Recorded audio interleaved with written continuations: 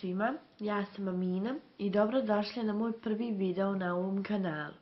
Ja znam da ćete sada pomisliti, evo, još jednom niz od youtubera i baš zbog toga sam htjela da moj video bude idealan, ali meni draga osoba mi je dala jedan savjet.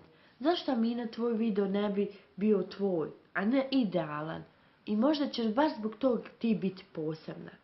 Zato sam odlučila samo da sjednem da popričam s vama o temi.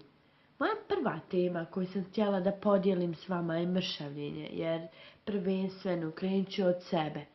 Prvu stvar, kada djevojka odluči da smrša, prvu stvar što uradi je uđe na internet i nađe najrigorozniju dijetu što postoji.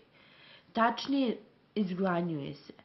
A nismo ni svjesne da ako izbacimo nekoliko namirnica iz našeg menija, da ćemo brže i lakše smršati nego izgladnjivanje.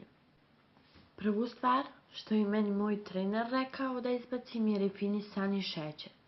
Njega najviše ima u našim omiljenim jelima i baš zbog toga nas drži daleko od našeg cilja.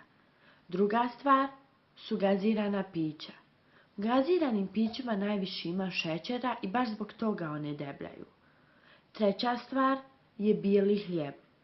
Bijeli hljeb je veoma štetan za naš organizam jer prilikom prerade bijelog hljeba gubimo sve one vitamine i minerale. Četvrta stvar su slatkiši. Mislim da o slatkišima nemamo mnogo toga da kažemo, svi znamo da one debljaju.